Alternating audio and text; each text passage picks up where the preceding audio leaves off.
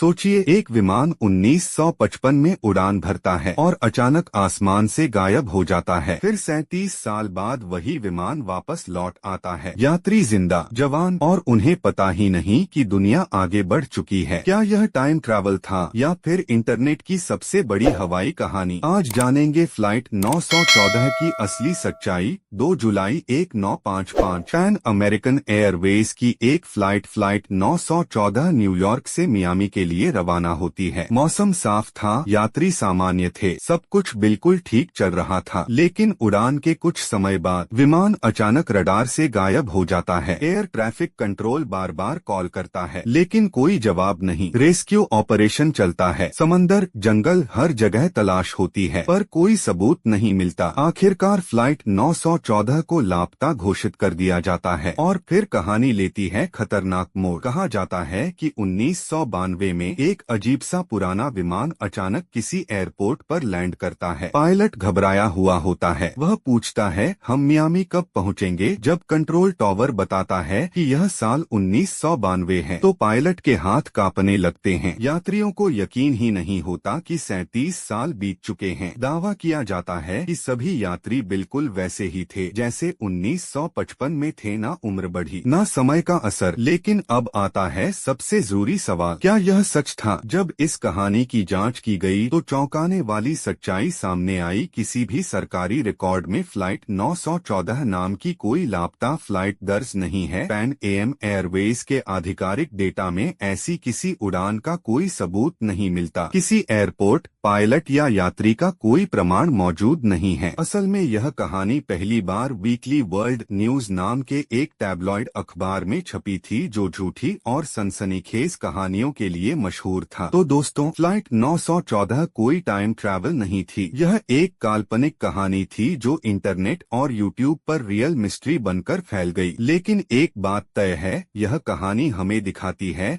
कि कैसे अफवाह धीरे धीरे सच बन जाती है। आप क्या सोचते हैं? क्या भविष्य में सच में ऐसी टाइम ट्रैवल फ्लाइट संभव होगी? कमेंट में जरूर बताइए और ऐसी ही रहस्यमयी कहानियों के लिए चैनल को सब्सक्राइब करना मत भूलिए।